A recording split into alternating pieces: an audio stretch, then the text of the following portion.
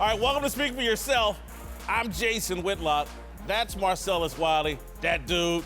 Coming up, we'll tell you if Le'Veon Bell's holdout has backfired. And if losing is starting to take its toll on LeBron. Sounds like it. But we start every day with a Whitlock, so what you got today, big dog? This is where we're at now, Marcellus.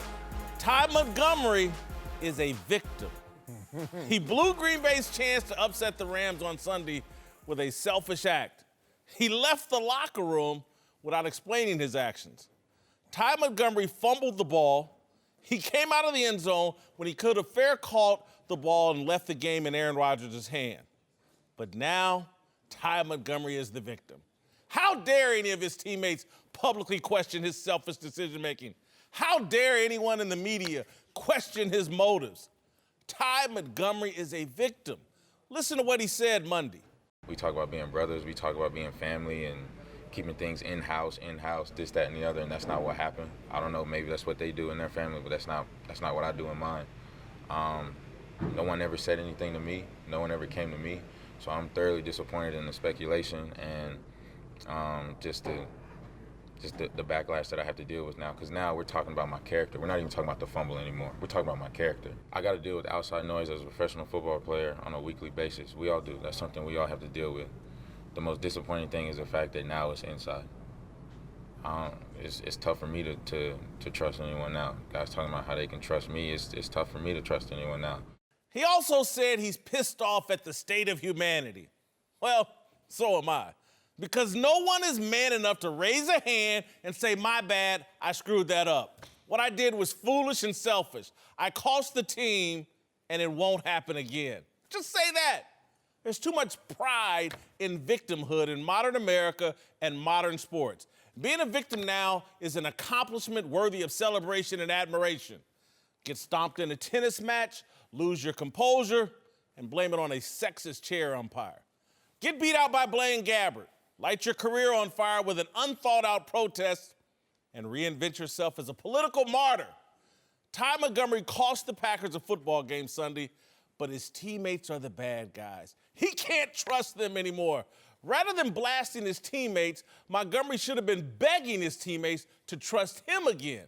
He's the one who allowed frustration over his limited role to provoke him into making a terrible decision. I wanted to make a play. I wasn't playing very much, and I wasn't able to make a play, and I was frustrated about that. I don't fully understand what my role is right now, what I'm supposed to be doing, how I'm supposed to help this team, and it's frustrating when I want to help the team, and I get limited opportunities, and it didn't happen on that play. I said yesterday on this show that Montgomery made a business decision. I stand by it. He's in the final year of his rookie contract. He's Green Bay's third-string tailback. He just acknowledged that he's frustrated with his role. He feels entitled. He feels like the Packers owe him an opportunity. There's a lot of stuff that's not true that's causing me to have to deal with, false accusations about my character, perceptions about my character. I've never been one to throw teammates under the bus. You guys know, if you guys ever ask me questions about teammates, I always deflect it. I don't like it. So it's very disappointing, especially as a guy that's jeopardized the length of his career, the amount of money he can make in his career, in the middle of a season, being asked to do multiple things all the time. That's all I'm going to say about that. Yep, Ty Montgomery's explanation and reaction to his fumble are even worse than the fumble itself. He had a chance on Monday to swallow the blame for the loss and his decision. He instead bashed his teammates and gave the controversy new life. He's handled this horribly. All right, joining the desk now are Fox NFL analysts Tony Gonzalez and Greg Jennings. Marcellus, I'll start with you. I think this explanation, worse than even the fumble itself, he's handled this horribly. Props to you, James Cameron, for the way you produced the hell out of that Whitlock. I mean, I'm sitting there like, this is Oscar-worthy, man. You kept going in and out, sound bites, of respect to that. There are a couple edits I would like to add to something that you put out there, and you put out there in an eloquent manner. I respect that. I can't even disagree with you in totality, but I will go in here and slice and dice a little bit. Go ahead. One is, has anyone ever thought that he left that locker room and actually he left to take the high road and protect a coach by the name of Mike McCarthy who didn't declare that he should have stayed in the end zone by mandate. Yeah. I'm just saying. And so, you know, as a player who's on a contract year making a business decision, I can't out-coach. I'll take the L, but I have to make sure that I stay on brand. I make sure that I say the right thing in messaging. I don't have that calculated yet. Maybe I dip. Okay, it sounds like a weasel move, but maybe that's a part of his thought process. But let's go to the part that I think that he is absolutely correct in, and you shouldn't throw the baby out with the bathwater in this respect. He's establishing borders. He's basically saying, look, for all you critics out there who were coming at the Pittsburgh Steelers offensive line for talking about Le'Veon Bell's money, at least they put their names on it and put their faces to it.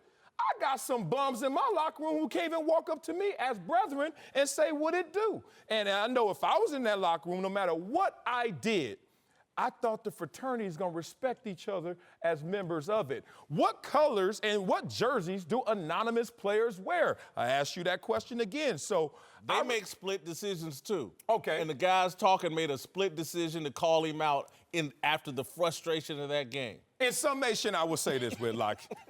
Establish borders, because if not, you enable a culture that leads to a malice in the palace. Establish borders because you can't be talking about my family because I made a bad football play. Okay, you can't be talking about my character. Oh, you want to? That's fine. But there are borders to this conversation. I play a game. I make decisions. There's consequences. Outside this game, please understand your passion doesn't allow you total freedom into my life and into my family and to any other dynamic outside of football. I respect him for get off Twitter. I respect him for establishing those borders. I don't mind his response at all. I'm always at odds with the anonymous media writer, the anonymous player. I think it's cowardly. And when you look at his frustration, it's not a victimist role. It's truth. It's flat out truth. I think I can't trust my teammates anymore because one person. No. Understand this. I think if that doesn't happen, he gets up and because he admitted to the fact that my instructions were the same as they always were. It always have been on a return. If it's in the end zone, let it go. If it's not, I made a split-second in-game decision because I wanted to try to make a play. You keep spinning it as a business decision, but in the middle of the game, guys aren't thinking, oh, let me see how I can get my money on this play. No, I want to make a play because he admitted to being frustrated. I get that. And your Whitlock, you were on a lot of these points, but you forget to throw the teammate aspect of it, of why he's frustrated now, what he's talking about. And money. No. When you're in a locker room and somebody's jabbing at you, it's different when I can hear Whitlock jabbing at me. I did all these different things for the team and when you can hear money. And see somebody like yourself. I don't want to do that anymore. Go ahead, Tony. I want to win the game and not let Aaron Rodgers do it. You know, as always, as always, it's never just one person's fault. I mean, you got to give the coach, the special teams coach, Mike McCarthy, that's his responsibility. Let him know, communicate. I don't think that would have happened in other winning organizations, a la the New England Patriots. But he has majority of the responsibility. His response right there, all he's doing is making it worse. I think he's giving away his power. Own it. Take it back. Put it on me. Don't say I'm the victim. I've been doing this and this and this, and I'm trying to gain the respect, and I'm trying to make a play. I agree with you. Just shut up and say I messed up, and there's nothing wrong with that. As his teammate, I would be like, you know what, Ty? I know you were just trying to make a play, and I'm cool with that. I'm cool with that. I want to retract what I said yesterday. Cut him. I wouldn't have cut him. That was wrong for me to say. Yes. But now looking at this, where do you go from here now? Hold on, Tony. First of all, you're not the same teammate that's going to say respect, big dog, because you owned up to it, because you're anonymous. So you're not even going to come up to me. Who are you in this locker room that had the complaints against me in the first place? Those anonymous players is where this fire started. It wasn't Mike McCarthy versus Ty Montgomery. It wasn't even the play. We all get it. Aaron Rodgers more than likely would have got him in field goal position, more than likely. Hopefully, Crosby makes that kick, because in Detroit, we saw how that went. Yeah. And more than likely, they win, and they put a blemish on the Rams. However, this became a firestorm is because one of his own started to say, hey, man, we have a problem with what you did, and we understand it was a business decision. But all he's saying is, one, y'all went too far with it, and two, who are these guys that are talking about but me? just as a journalist, Marcellus, Yeah. sometimes the only way to get the truth out is to grant somebody some anonymity. Yeah, that's real. That's the only way as a journalist. And so I'm sure Mike Silver's in there and like he wants to reflect what the actual thoughts are in that locker room. And the guy in that locker room was like, man, I don't want to put my name on it. But So why say it? Guy in the locker Thank room? you. Okay.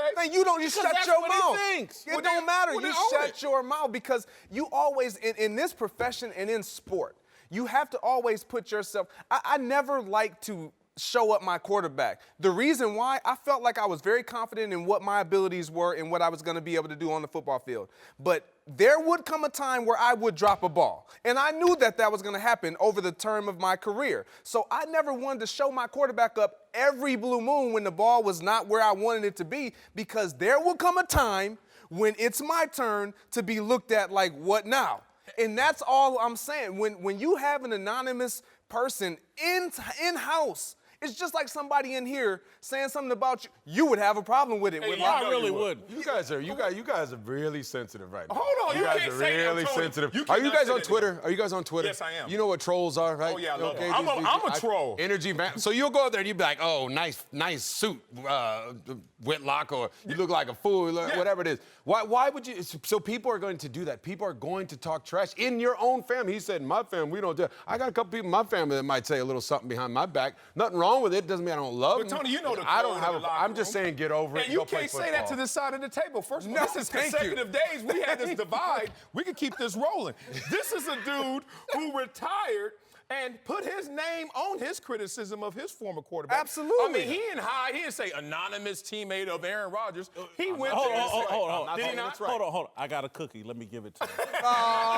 Let me get that. Let me get that. You know we're not gonna fight over them cookies. You better stop. I'm not saying it's right. I'm just saying I would never do that. But at the same time, if somebody does that to me, I don't have to read the trolls. I don't have to feed into the negativity, the energy vampire who is that. Maybe it's Aaron Rodgers. It could even be Aaron Rodgers. Him and Silver are friends. They both went to Berkeley. We all went to. I used to have a good relationship with Silver because of the Berkeley connection. I'm not saying it is Aaron Rodgers, but I'm just saying I don't care. I'm going to keep doing my job. I'm going to own up to it, and I'm moving on for the betterment of the team. Because now you're saying this divisive stuff right now. And so now, when the team comes back on Wednesday, Tuesday's the day off, there's going to be another round of questions. Now, what did you think about what Ty Montgomery had to say? What's your response to that? And if he had just swallowed it and eaten it and taken responsibility, the story goes away. He gave the story new life and new energy. And again, I'm tired of athletes. In sports, there are no victims. There's only men responsible for their actions. I agree with that. And for these guys, I agree for with that this part. whole, oh my God, my teammates now, I don't trust them anymore. Well, do they trust you to do the right thing at crunch time? That's the question. All this little talking behind each other's back, that doesn't win or lose football games. Your actions on the field, whether they can trust you at game time when between the lines, that's what matters What most. parallel universe are you living in where you thought that they were going to show up on Wednesday and all things were just going to be status quo? Hold on. If he ends it, Two of y'all already gonna sold discuss out it. one of your teammates. Thank and, you. and even if I'm not one of those two or I'm not Ty Montgomery, I'm sitting there like, who's selling people out around these parts? Because guess what? Next weekend, we know somebody's who going it is. We got the Tate. Ty Montgomery did. But somebody's going to make the mistake next weekend. And guess what? When Crosby missed all those kicks, imagine anonymous players were sitting there saying, cut the dude, go after him, or what? You know what? He wasn't even focused. Understandable. He wasn't even focused the night before. If he had dropped the ball in the end zone, and people would have, that's understandable. Those mistakes happen. We're talking about a decision and where the motives have to be questioned. I don't blame his teammates for doing that. And again, I think it comes. And you my teammate? Wow. Man, Whitlock. For coming out of the end zone today. Y'all act like y'all never seen anybody do something selfish in a football game. And you act like you don't say everything that you've had to say about me, praise or criticism, has come from you directly, whether it's text, conversation. You have never went around the corner and said, oh, it's not from Whitlock, but guess what? It's coming from Whitlock. And that's what I'm saying. I don't believe in anonymous sources as it relates to me because I want credit for everything that I say. Going forward, what they need to do, if I'm Mike McCarthy, how do you fix this? You have Ty Montgomery. If I was Ty, I would want to go up in front of that locker room with my teammates and address them and be like, look, maybe some of you guys said some stuff. But if not, I'm willing to let it go. I screwed up too. Let's just move on because we got a long season ahead of us. We got a really good football team. We got a big game coming up Sunday night. I'm just saying I would put. Let me tell you how Mike McCarthy. Let me tell you how Mike McCarthy just put it to bed. Do that. Let me tell you how Mike McCarthy just put it to bed. Cut him, right? No, he just got traded to the Ravens. They've put it to bed. Ty Montgomery handled this poorly. He threw gas on the fire yesterday, and they moved on from it. He went and attacked his teammates and questioned them. The Packers agree with me. Tony Gonzalez agrees with me. The dude handled this horribly, and they had to move on from it. Man, that's sad. I wanted what Tony said. I wanted him to go to the front of the room, and I wanted Mike McCarthy to say, hey, we a real team right here. And whoever Who are those said, two anonymous y'all dudes? come up here too. Bring your butt up here, too, and let's talk this through. Because regardless, Let me it's ask y'all divisive. something. Let me ask Now y'all we still something. got an issue. Yeah, we still got We still got 2 snitches up in here, homie. 2 snitches. You can win. You can win with snitches. You can't win with people making terrible decisions, selfish decisions on a football game at the end of the game when you got Aaron Rodgers. But did he get traded because of the fumble, or did he get traded because of the way he reacted? The cover-up is always worse than the crime. The cover-up is always worse than the crime. If he didn't come out and say that, then I think he'd still be on that team right now. But he shouldn't have responded that way. I wouldn't have responded that way. But I don't like it. I don't like it, but I'm not in charge. I mean, it's funny to me how we give passes to certain players because what they've done in the past was more than enough. Mason Crosby got a huge pass because he had a bad day. And he acknowledged it, and he's a Pro Bowl level player. He's not third string. You're making this point. Thank you. There's no way to not acknowledge it because nobody came out and said Mason lost the game for us. And they should have, because he Mason did. Because Mason said it. He Ty didn't need anybody else Ty to say it. Montgomery, he didn't even get a chance to say it. Because he ran home and ducked the media after the game. It wasn't just that he ran home and ducked the media. Even if no one ever said anything, I think he handles this completely different because now he has nothing to talk about internal divisiveness of guys not trusting one another in-house. Or selling out his coach, who we know didn't tell him to stay in the end zone in the first place. This is happening live. Ian Rappaport just reported he's been traded to the Ravens. I guarantee you, this is my journalistic instincts, I guarantee you Ty Montgomery asked to be traded as well. He wanted out of there because not man enough to be accountable for his actions, and instead of dealing with that situation, instead of going to his teammates face to face, you got a problem with me, he wants to go into the media and throw gas on this situation rather than take responsibility for a dumb decision. You guys do acknowledge that Mason Crosby did come out afterwards and say, I lost the game. I love that. It's all on me. I love that. And I think we probably all have done that too. We messed up in games. Hey, put that on me. You know he what? should have did that. You know what allows him to do that even more so? And I think he would have done it either way because Mason, that's just who he is. But when his quarterback comes up to him after the game, after he makes that kick, the last kick, where his coach then allows him to kick a field goal because he knows I'm going to need him later on. He allows him that opportunity to make it right. Then his quarterback, the leader of that team, comes and embraces him. It's all good, man. Like, you had a bad day. Did Ty Montgomery feel that same respect? What did he do? What did Aaron Rodgers do when he fumbled it? Should He was have? like, he looked at another player and was like, this fool. I mean, come on, Aaron He Rodgers. took the ball out of Aaron Rodgers' hand. Aaron Rodgers ain't supposed to go over there and comfort him. He's supposed to look at him like, man, you crazy. That was a crazy decision. We got to move on. Yes, we I'm do. right, just like I knew I was right. He's out of there. All right, welcome back. Whitlock and Wiley. Time for some big stories. Tony Gonzalez and Greg Jennings are back. Let's start in the NFL, where the trade deadline is today. And we've already seen a couple of big trades involving wide receivers. First, the AFC South leading Texans traded a fourth-round pick to Denver for Demaryius Thomas, while the Eagles just gave Carson Wentz another weapon, sending a third-round pick to Detroit for Golden Tate. I happen to like the Demaryius Thomas move the best. I love giving Deshaun Watson another receiving weapon. They lost Will Fuller. Pair him with DeAndre Hopkins, and I like what the Texans are doing. Not a bad move for the Eagles getting Golden Tate, but I think Demaryius Thomas has more upside. Yeah, I'm with you. This is a true number one when things are stable, when he's properly motivated. A guy who had 5 straight 1,000-yard seasons, including 3 over 1,400 yards plus and 10 touchdowns. So the thing that I love about it is he's going to get with DeAndre Hopkins, who didn't have stability at the quarterback position, who didn't have the proper offensive line that gave his quarterback time, who didn't always have a running game and still put up numbers. So when you're around a guy like that, D. Hopkins going to look at Demarius and say, bro, I don't know what's been going on with your roller coaster career, but it needs to stabilize and you need to ball out. Will Fuller's gone. You're going to come in here, no excuses. I produce regardless. It's your turn and get back to greatness.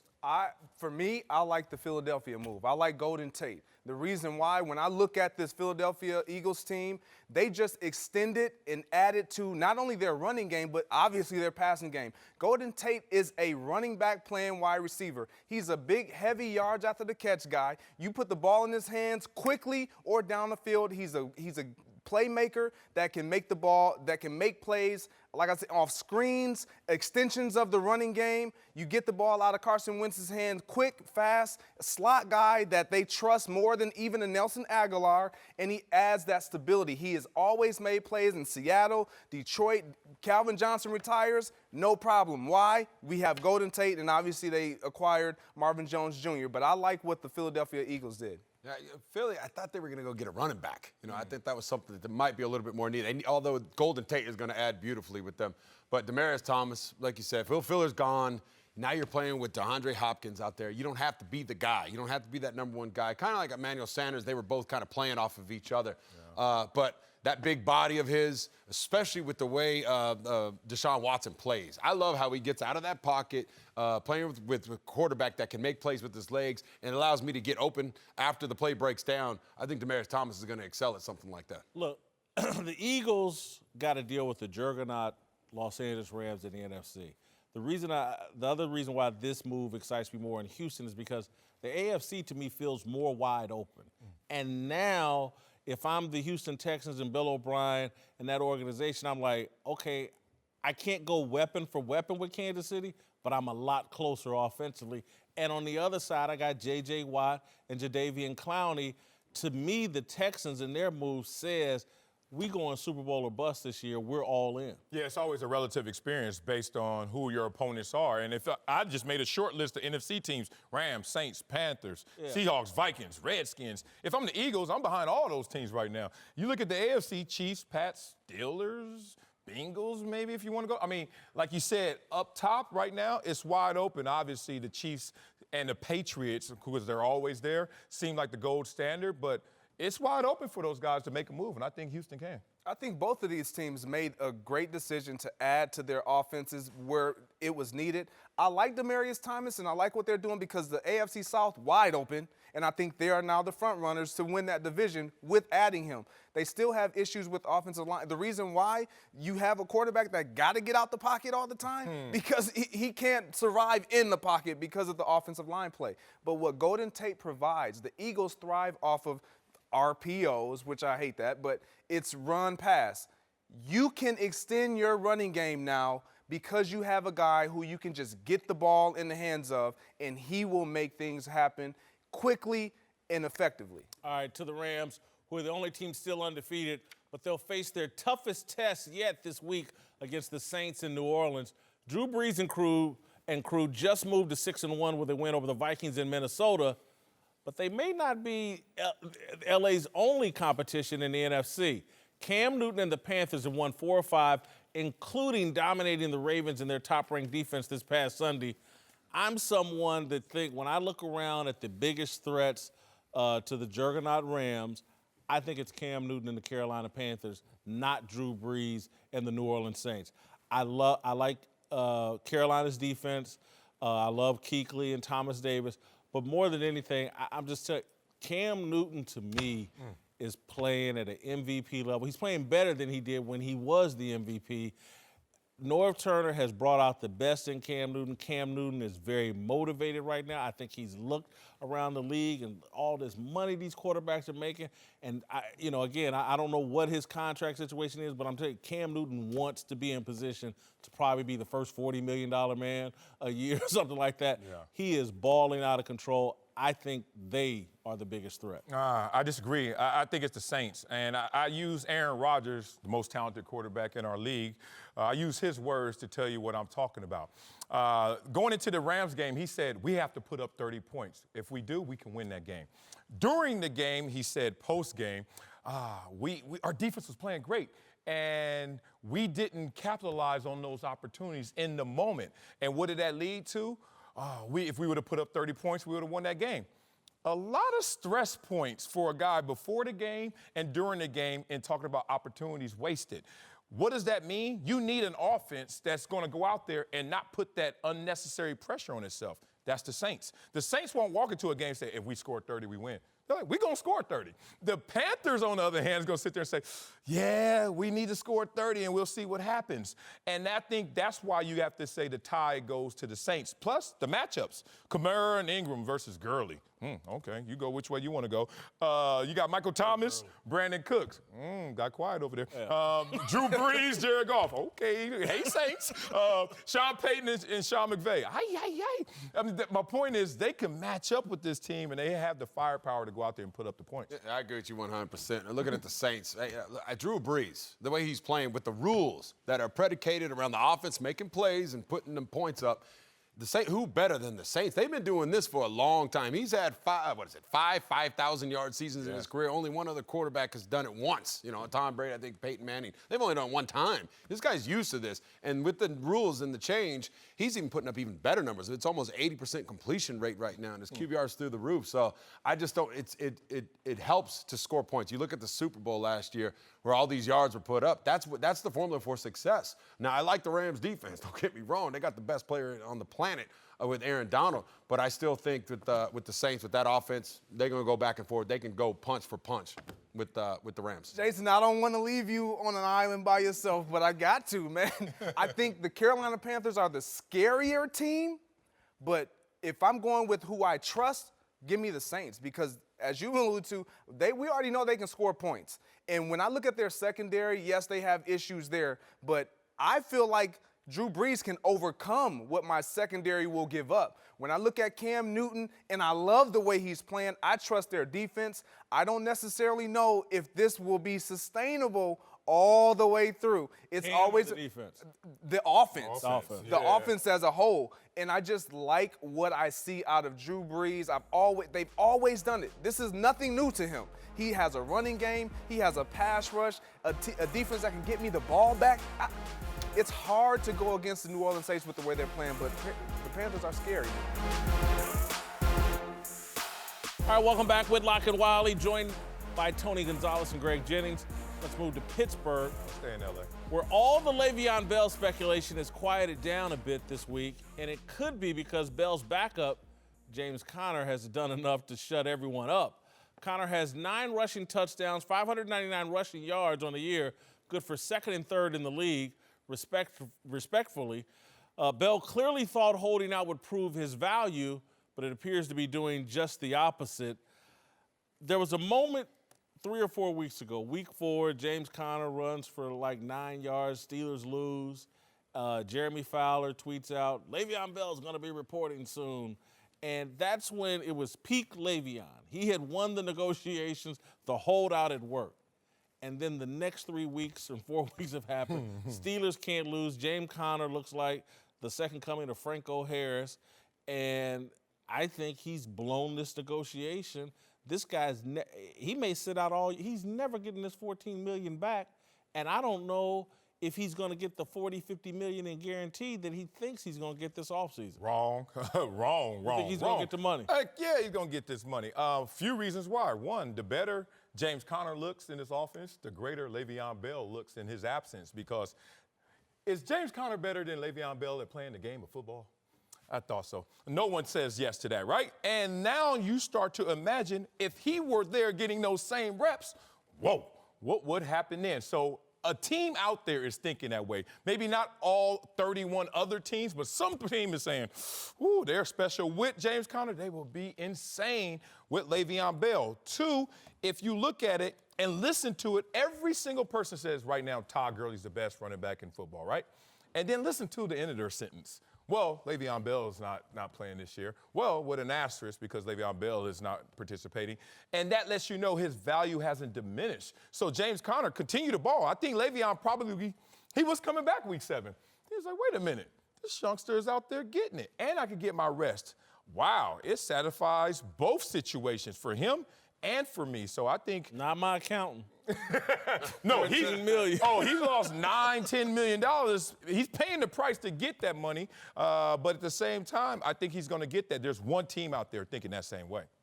Sometimes in situations like this, it's okay that both parties win. And I think that's what we're seeing. We're seeing the Pittsburgh Steelers sticking to their guns, and they're winning because James Conner has produced. But you look at Le'Veon Bell, he's not concerned about what James Conner is doing.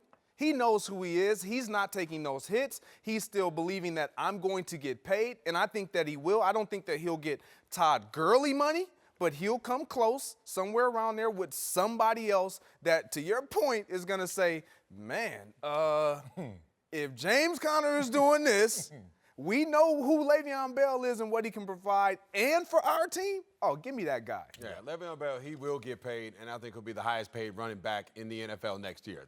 There's no doubt about it. It's got to go that way. And like you said, both teams won here. There's no long answer here. I think Le'Veon Bell accomplished what he wanted to. But here's my question now: when he does come back, if he does come back, we'll say that. What's his role on this team now? That's the thing. Does he want to play? Is it going to be more of a distraction than an addition? No, I think this benefits him. So because what does he now do? they're gonna be, well, we're not gonna just insert you in front of James Conner. He's like, cool. I can be here. You feel me? I can be here. I still don't have to take these hits. Cool. I'm fine with that. That sounds great, but the emotional context of being in that moment, sitting on the end of the bench and watching James Conner go, the competitor in him is going to be like, I got to get out there. But what about this, kind of like with Earl Thomas, where he got hurt, he won his contract negotiations. If you're him and you got this guy and you're splitting time, do you even want to play? Or do you like, look, I came this long, I already lost $9 million. I'm not going to risk $4 million or whatever, how much left he can make this year for that big contract that will be there next year. Why do y'all think he's coming back? That's what I'm saying. If I were him, I probably wouldn't even come back at this point. Just to get the accrued season. I mean, whatever that does for you, you have to come back for that accrued season. Now, we're in that 2-week window where, okay, we have your rights if you signed a tender, and then going forward, we got 2 weeks to have you on our roster, unpaid, and then after that, I think he shows up. And he's better than James Conner, so it will be his own volition if he sits behind Conner, or if he wants to flex and say, I'll take a little risk for the team in a Super Bowl run and go out there. I think that would be silly of him. Exactly. It would. It would. If he's done this already to this extent, in this degree, Yeah. I will come back. Keep the young pup in. He's doing a great job. But how do you play that out? Pragmatically, you can't walk up to Tomlin and say, No, you're not I'm gonna back, but I'm not back. No, you're not going to say that. I said this is going to be tricky when he gets back, if he comes back. Otherwise, if I were him, I'd just hold out for the rest of the year. Yeah, He must be single. Because I'm saying, if he had a wife, no She way can't get that money up. $855,000 a week. Just going away. He must be single. Good for you, Le'Veon. Do what you feel. All right, to London, where the Jaguars dropped to 3-5 with a loss to the Eagles Sunday. But Philly wasn't Jacksonville's only opponent across the pond, with 4 Jags defensive backs getting arrested early Saturday morning after skipping out on a $64,000 tab at a nightclub. Reportedly, the players thought their drinks were on the house and ended up spending 9 hours in custody after things got physical between them and club security. All right, look, I'm going to try to step out of this. I want to hear you 3 football players. Is this to me looks like a bad look, man. You out kicking it 2 days before the game. This is a bad look for the players and Doug Marrone. For me, look, these situations when they occur, and it don't happen all the time. I mean, there are 32 teams out there, and they all got a Friday night and no curfew. It's rare that we hear these stories, but this is just a case of when good intentions can go awfully wrong. What were the good intentions? Just to hang out, just to chill out on a Friday with no curfew and be a grown man in the NFL and kind of live in the Strip spoils. club at 4 in the morning. That's kind of early. I mean, Coach said no curfew. He didn't say 4 in the morning curfew. Like, look, I'm just going to talk from real experience and not this old air-conditioned studio and preaching down to everyone. Friday was the day to go get it early in my career, and everybody did it. I've had teammates miss practice on Saturday. I had teammates miss a playoff game. Had a teammate get beat up, showed up. The practice coach said, disappear, because we don't want to answer these questions of what happened to you on a Friday night. Then the medical evidence came out and showed, follow me here, that the night before is not the most important night of rest. it said 2 nights before because if you mess up the night before, your body can run off adrenaline and you can just pull the all-nighter and get it. It said the night before. So then in the league, my latter years, we pushed it back to Thursday. Thursday was the night to go get it. Friday, chill out. Saturday, obviously, you got curfew. So I'm not going to go too hard on these cats because this is a normal activity in the NFL. Yeah, I'm not going hard on it anyway because these are all adults. They're going to make their own decision, and we have all been on teams where guys stay out beyond all night, all morning, and come straight to the facility and still do what they need to do. It just went wrong for them because of what they thought was on the house was not on the house. Right. That's the only issue there. You know, when I played for the Kansas City Chiefs, we had Herman Edwards, and he's like, I'm going to teach you like a man. I'm going to treat you like a man. And I remember as a teammate, I was like, you can't do that with some of these guys because they don't know how to respond. They don't know how to have self-regulate. I blame the coaching staff for the Jacksonville Jaguars 2 nights before the game, and you're in London. I know it was like us. When I went to Atlanta, we'd go out there on a Friday if we played a West Coast team. We had a curfew. You know, you had to be home by 12 o'clock. And speaking of Herman Edwards, he said, if you're a true player, then nothing happens good after 12 o'clock. Get everything that you got to get done before 12 o'clock. I don't understand why they are even out on that time of night. But at the same time, when I was younger, I ain't gonna lie either. Friday night, I used to go get home. But I would get home around 1:30, 2 o'clock at the latest, and still go out there and catch some touchdowns. It's in KC, brother. In Buffalo, I got home at 1, too. When I was in San Diego, straight to the facility, baby. I will say this, too, though, because we had the Ty Montgomery situation. Barry Church, you owned it. That's what I'm talking about. You said I'm responsible for my actions. I'll take full responsibility. Way to own it. And look, be real, Tony. In London, it may be 4 o'clock. My body clock is 10 o'clock at the crib. I know I walked in the office before. I was like, hey, Coach, you know what time it is at the crib right now. I'm okay. I'm going to be all right. It's the body clock thing. In Green Bay, I would imagine you were in by 10. Man, hey, look, I was in before 10. I was married. I was never out. Married in Green Bay? Oh, that's no life. All right, thank you, Greg, Tony. All right, welcome back to the show. I'm Jason Whitlock. He's Marcellus Wiley. Time to put on our thinking caps. We're joined by NBA champion Dante Jones. As you all know, I'm a journalist, and we've got our resident Ivy Leaguer, Columbia grad, Marcellus here. So Thank you. We're going to take a deeper look at some big issues in sports.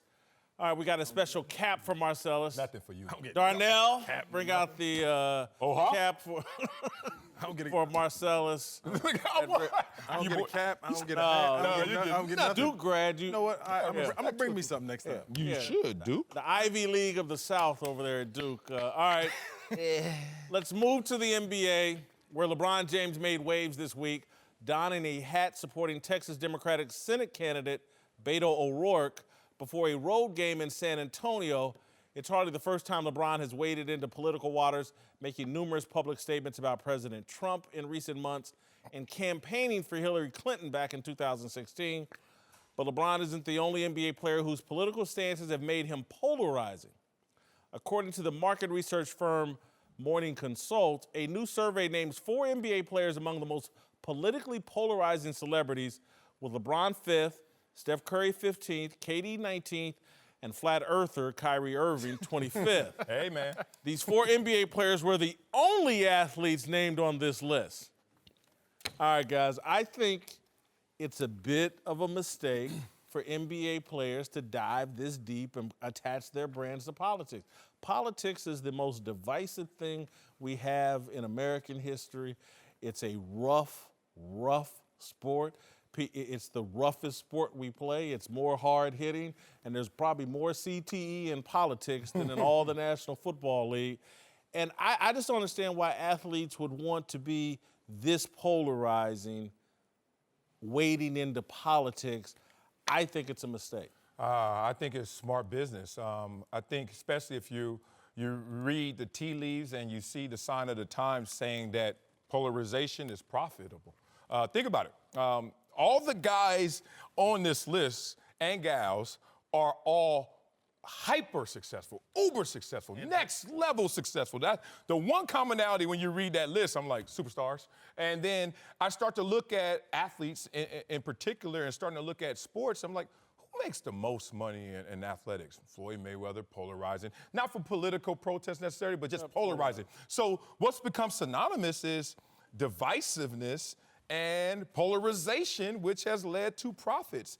I am not upset at the athletes or the entities that are allowing these athletes to have these platforms, because at the end of the day, it means more money and more success and more adoration for these athletes, no matter how divisive it is. Well, number one, the athletes that we just showed, they all have their own shoes, so they're a bigger brand than most any other athlete right now. However, athletes now are more informed and have values and have beliefs, and they want to change the world. They want to be remembered for more than just playing the sport that they played as a child. They evolve into men that want to put their mark on the country that they believe in and the people that they believe in, and they can be wrong. I don't think that once we attach ourselves to a political party or a person that we're attached to them for forever. No, LeBron tweeted about his speech, the Beto speech, which was an inclusive speech. It was a well thought out speech, but it Which speech? You talking about the one about Kaepernick? The one about the kneeling. Yeah. The one about kneeling, and he gave some information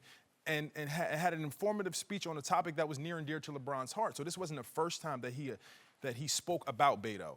And I think that it's good for our culture, because there are kids looking up to these athletes, and they're showing that they're real people, that they're just not about the dollar. They're not about the shoe that they're selling you or the game. They're showing that they're full, well-rounded people. And I think this is helping our society, where kids need to be more informed, need to vote, need to come out and change the country that we believe in.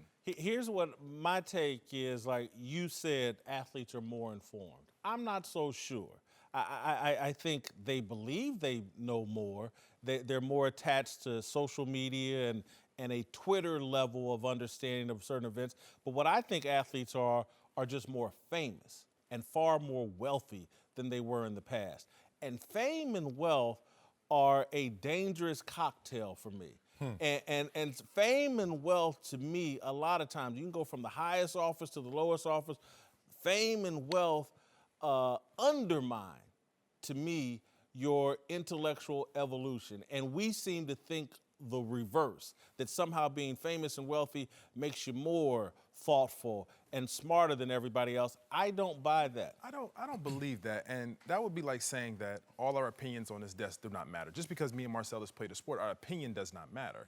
Like everyone's opinion matters. Saying only politicians' opinion matter, just because they have more information. They may not be as informed as a normal American. Athletes are Americans. Athletes have values. They have beliefs, and I think that just because you're famous does not mean that you should not be able to just speak your mind and say what you believe in. And if it comes back to bite you, it does, but you're not supposed to be perfect. Yeah, it's weird that that dangerous cocktail you talk about, I heard it in different lanes of our existence. So the cocktail of wealth and fame usually undermines, as you said, maybe some of your depth of knowing this. There was a time where it was a dangerous cocktail to be beautiful because they said, probably you don't have the best personality, because hey, why work on the inside? For me. It's been a problem for me. It has. I know exactly it what is you're a problem, it's a problem for you. Yeah. You're right, the beauty. So it's funny that cocktail has, we've come to know that not everyone fits into that grouping, but here's a dangerous question or a dangerous statement to make, that athletes don't know politics, so therefore, how do you know that the athlete doesn't know politics? And I'm not around LeBron 24/7. I don't know his reading materials. I don't know what he's doing when he's not Instagramming about some new rap CD. Who knows what he's doing in that spare time? But we all have that spare time. Maybe he is giving it food for thought. Here's my point, though. I'm not saying that we should dismiss their opinions.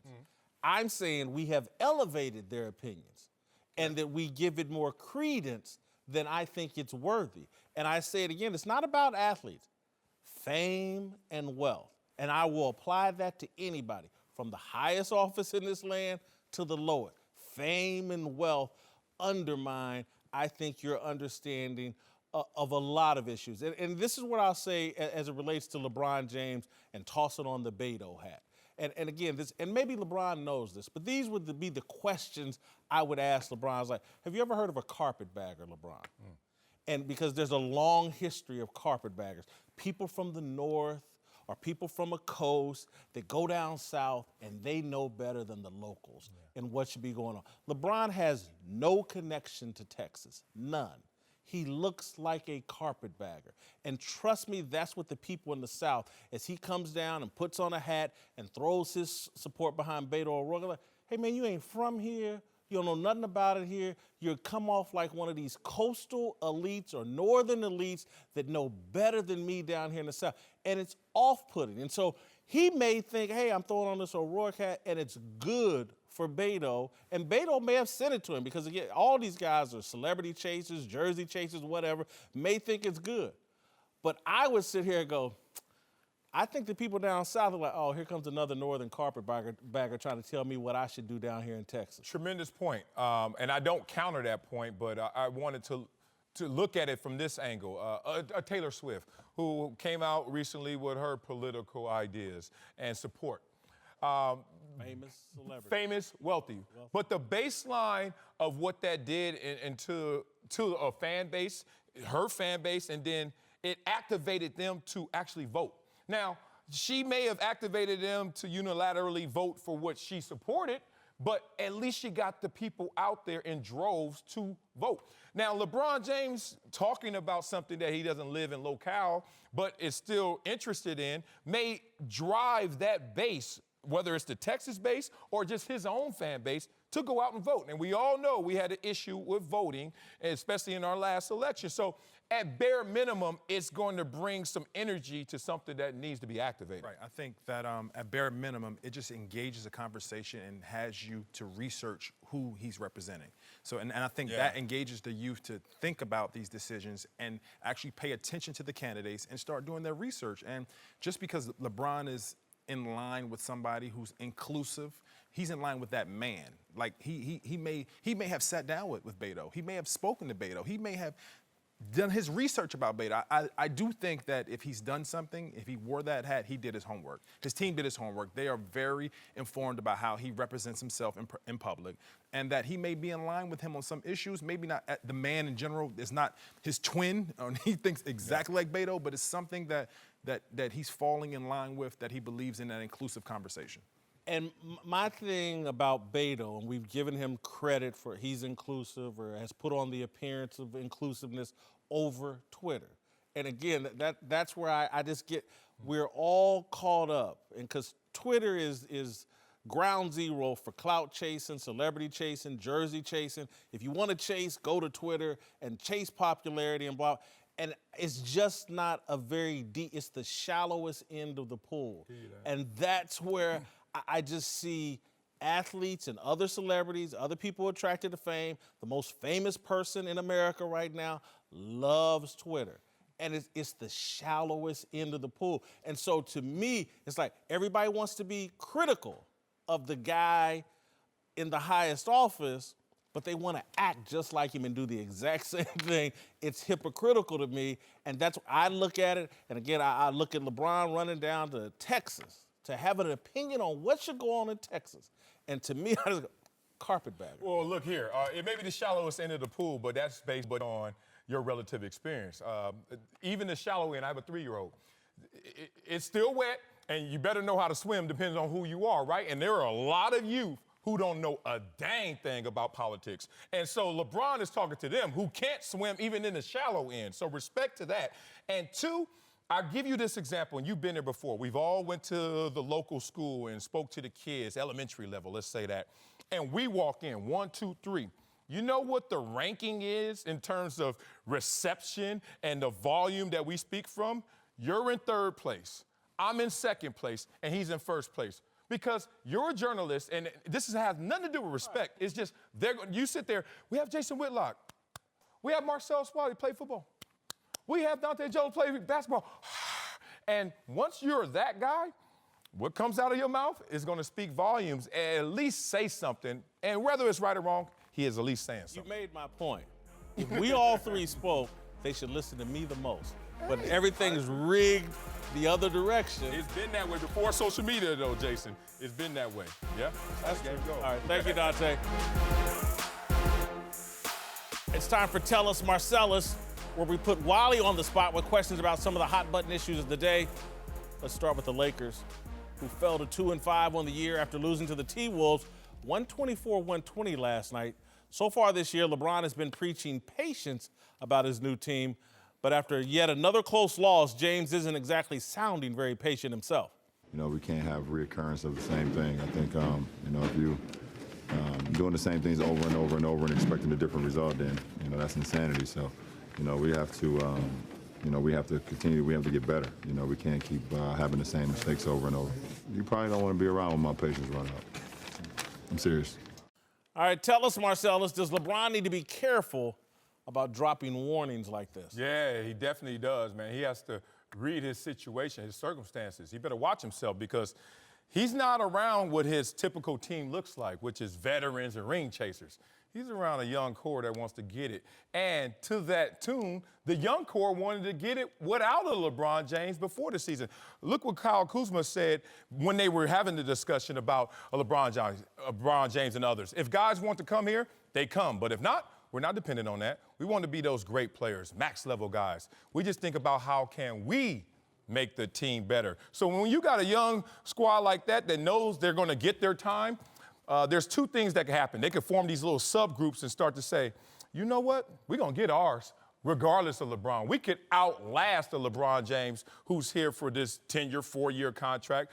And this is the same thing that happened to them with Kobe Bryant in his last couple years where they said, we'll eat it, but we're going to survive you. So Kobe still was at a place where his birth certificate said, you're not going to outlast this entire core. And I think this young core is like, all right, man, shots fired. Careful, because we can return fire in terms of our patience.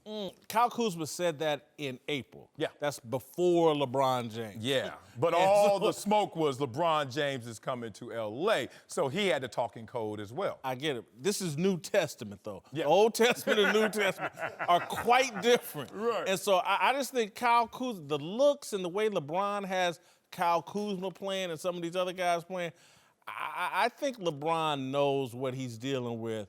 You know, maybe Rondo, Brandon Ingram, maybe Lance Stevenson, but the rest of these guys, I think they scared of LeBron. Well, Brandon Ingram's part of that young core, maybe not the most vocal, but Kuzma, Lonzo, Brandon Ingram, those are the guys that they've proven and shown that they have value to this franchise going forward forevermore.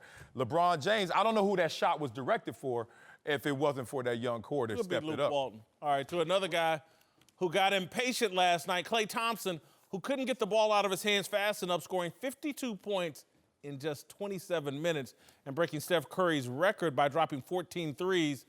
But not everyone was super impressed with Klay's performance. His dad, Michael, was talking about it while calling the Lakers game and said, quote, 14 of 24 from three, is that good? I would have thought someone as good as Klay could make at least 18 if he took 24 shots. All right, tell us, Marcellus. Michael Thompson having a little fun here, showing some tough love. You like it? I love it, man. Love Michael Thompson, man. Father knows best, and he always speaks with the truth serum. Like, look, he's going to give it to you straight, uncut dope, especially with Klay. If you look at Klay Thompson, and he can impress the world, but knowing Michael Thompson as I do, he's always looking at a way to stab Klay. Why? Because Klay is in such a protected space, third, maybe fourth fiddle up in Golden State. The team's success or failures is never on Klay Thompson. He has a $100 million sneaker deal outside of the game. And Michael Thompson, his father, despite all that success and winning a three-point championship and multiple NBA championships, had that boy on an allowance. Like, literally was like, Klay, I don't give a damn if you make $100 million a year. You having an allowance, he's always been there to kind of stab and poke at that bubble that is protecting Klay's existence up there. It's fascinating, you being a father and then you being a huge LeVar Ball fan. How does Michael Thompson deal with his son jibe with your support of LeVar and how he deals with his son? It's a push-pull.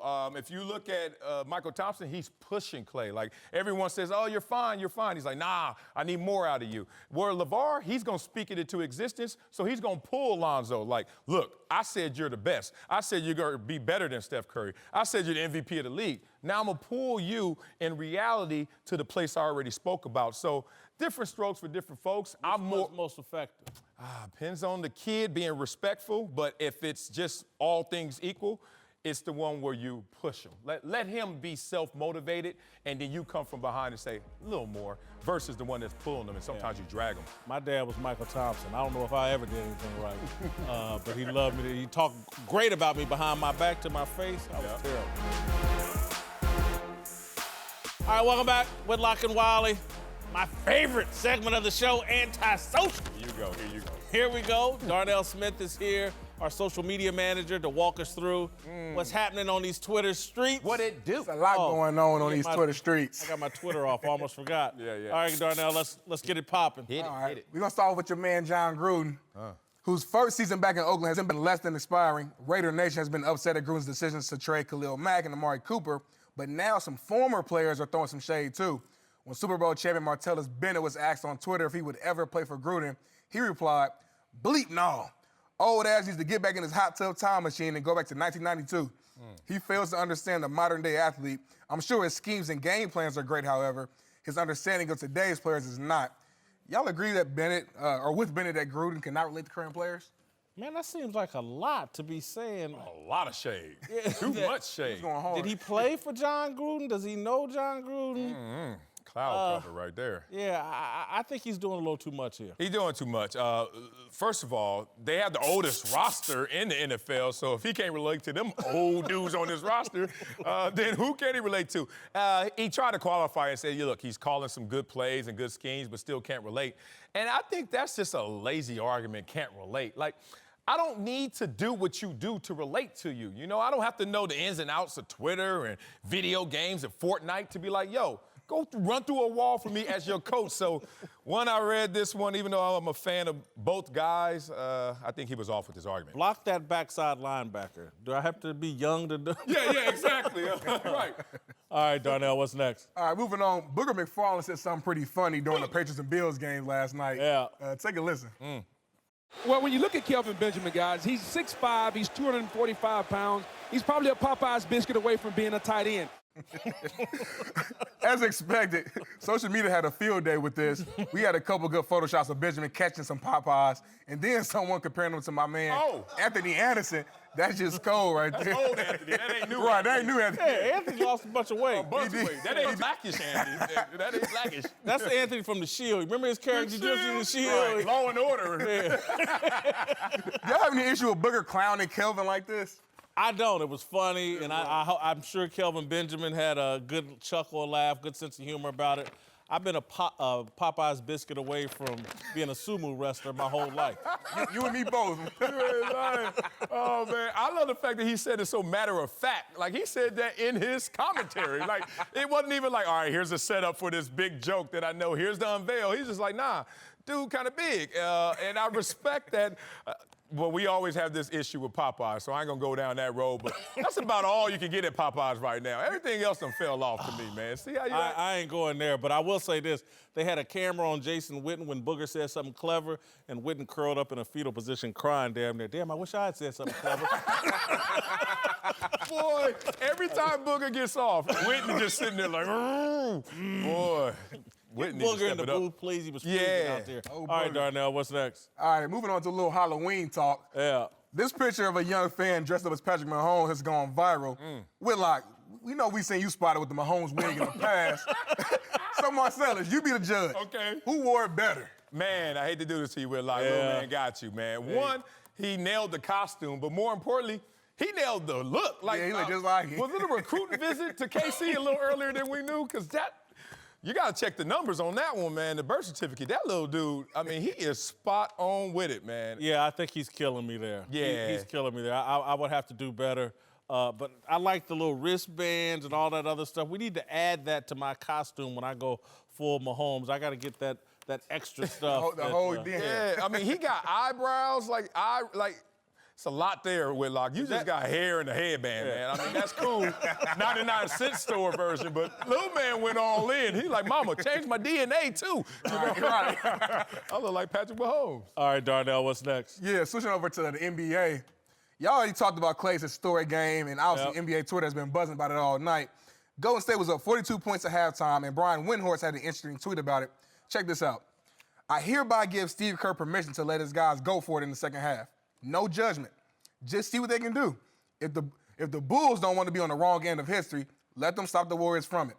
Golden State did, in fact, pump the brakes in the second half, but do y'all think they should have listened to Twitter and ran up the score? No. I don't want to see the Washington Generals and the Harlem Globetrotters, and that's what that looked like last night, and so they needed to pump the brakes. Yeah, pump the brakes. No, I want to see that. One, because of potential injury, but more importantly, hey, man, we have to do 82 of these, and then we have to play the ones that actually count, that matter. So you know what? Save myself for some other great performances going forward. Somebody's going to score 80 points this year, though. There's going to be an individual that scores 80, and maybe somebody flirts with 100. You never Now, if they keep stopping them and not letting them play in the fourth quarter. Great point. Somebody's going to go for it. In 3 quarters? No, somebody's going to be like, man, I got 50 at halftime. Let's see if I can get this 100. And the coach is going to let them do it. All right, Darnell, quickly, what's next? Yeah, everyone on FS1 has been giving their ideas on how to fix the Cleveland Browns. And Todd Furman, he had a very interesting idea of his own. Take a listen. Don't rule out, and I think I'll take long shot flyer when the number's available, on Bill Belichick when his contract is up in New England at the end of this season. This is a man whose ego is bigger than anyone's in the entire league. What better way for him to prove his legacy is more important than Tom Brady's, than basically bringing Cleveland back from the depths? Would y'all like to see Belichick return to the Browns? Are the women and children safe? Because that's the hottest take I've ever heard in my life. Their hands must be scorching from even touching that take. I love Todd Furman, but Todd, Bill Belichick going back to Cleveland? Yeah. Are you kidding me? Yeah, don't misconstrue what the ego is and what it does to a person. Man, when you reach to the top of a pyramid that you actually wanted and built, why do you got to go climb another one? Like, I don't understand. Like, why am I going to Cleveland to go try and figure this out again? One, I just continue to dominate in the place I am. No. I can't remember who said it, but this is like Snoop Dogg needs to come. This is called hustling backwards. You going to hustle back to Cleveland. Are you kidding me? No. Where every coach and every quarterback goes to die. Bill Belichick wants none of that. No parts. None of that. He'd rather go coach at Alabama and take over Nick Saban's program and win national titles and hustle back. Or Columbia. Oh, yeah. Wait a minute. Rory, hey, we won this weekend. Go Yale. Take that L. Go Yale. Take that L. Look at Rory. All right, thank you, Darnell.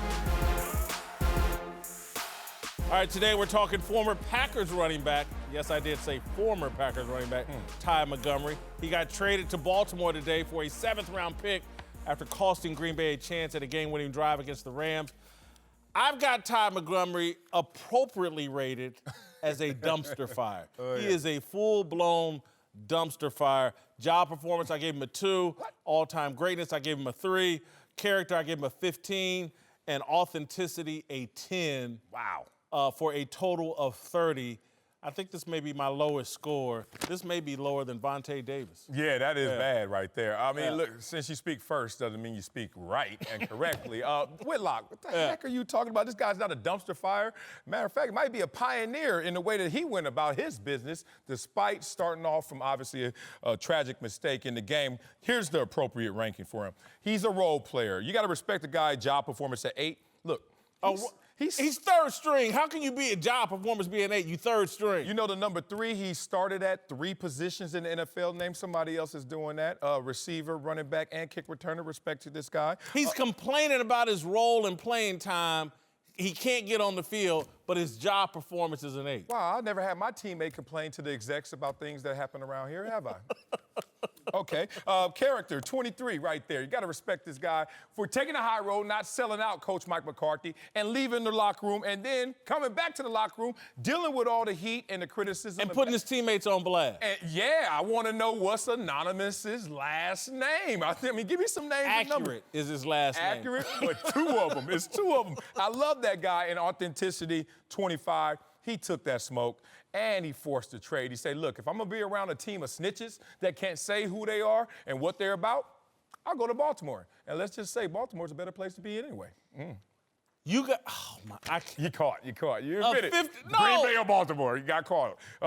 Baltimore chances of playing this year, AFC versus Green Bay NFC. I'm waiting. Marcellus. The guy put his teammates on blast. They just got rid of him. The whole locker room's mad at him, and somehow he's the highest character, most authentic guy we've ever talked about. It's damn near a perfect score in authenticity and character, and he just got run out of the locker room. I knocked him a couple because, look, he could have stayed there day one and talked to the reporters. But, hey, he's going where they film The Wire, your favorite show. You got to love that. Look at that.